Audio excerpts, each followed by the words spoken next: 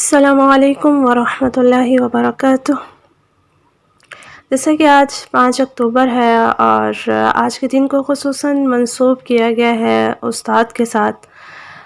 تو چند گزارشات آپ کے سامنے رکھنا چاہوں گی استاد کے حوالے سے۔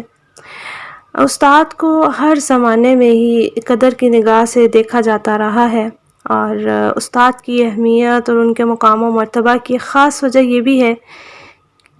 کہ وہ ہماری شخصیت سازی اور کردار سازی میں معاون و مددگار ثابت ہوتا ہے۔ اور اسلام میں استاد کا مرتبہ جو ہے وہ ماں باپ کے برابر رکھا گیا ہے، کیونکہ استاد ہی ماں باپ کے بعد اصل زندگی کے معنی سکھاتے ہیں، ہمیں زندگی جینا سکھاتے ہیں، صحیح اور غلط کی پہچان کرنا سکھاتے ہیں۔ استاد اور شاگرد کا رشتہ ایک مقدس رشتہ ہے، ادب اور احترام کے بغیر یہ رشتہ ترقی نہیں کر سکتا۔ اور اللہ تعالیٰ نے نبی کریم صلی اللہ علیہ وسلم کی شان بحیثیت معلم بیان کر کے استاد کے مقام و مرتبہ میں مزید 4 چاند لگا دیے۔ اور نبی کریم صلی اللہ علیہ وسلم کو علم سکھانے کے لیے بھیجا گیا، اور قرآن و حدیث میں ہمیں بہت جگہ پر استاد کی، علم والوں کی، علم سکھانے والوں کی اہمیت و فضیلت ملتی ہے۔ جیسے ایک حدیث ہے کہ تم میں سے بہترین وہ ہے جو قرآن سیکھے اور دوسروں کو سکھائے۔ اور پھر اسی طرح سے بہت پیاری حدیث ہے، تھوڑی طویل ہے، جس میں علم سیکھنے والوں کی بھی فضیلت ہے اور اسی طرح سے سکھانے والوں کی بھی، جس میں آتا ہے کہ زمین و آسمان کی تمام مخلوقات اس کے لیے دعائیں کرتی ہیں، یہاں تک کہ مچھلیاں پانی میں اور خشک جو چیزیں ہیں، حشرات ہیں، کیڑیاں ہیں، وہ اپنی بلوں کے اندر دعائیں مغفرت کرتی ہیں علم سیکھنے والوں کے لیے، سکھانے والوں کے لیے۔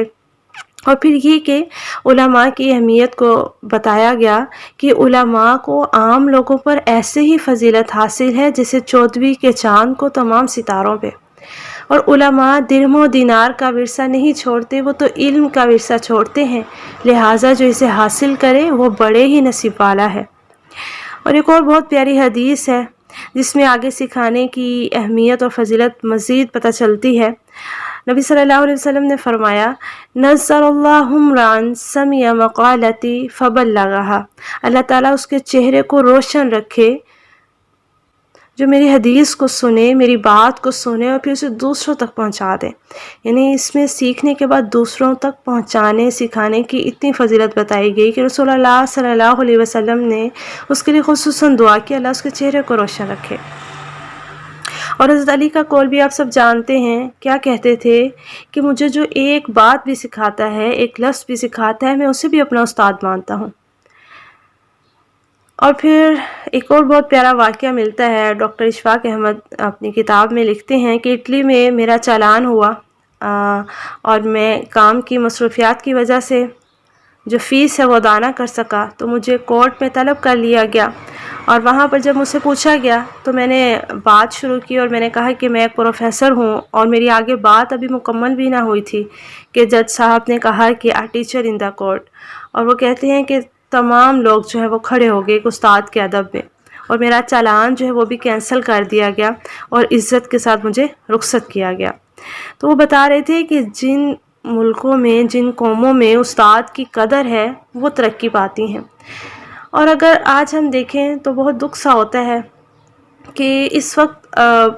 جو ایک استاد کو ذمہ داری لینی چاہیے، ایک رسپانسبلٹی لینی چاہیے، ایک تربیت کرنی چاہیے، کردار سازی کرنی چاہیے، شاید وہ ویسی نہیں رہی جیسے پہلے استاد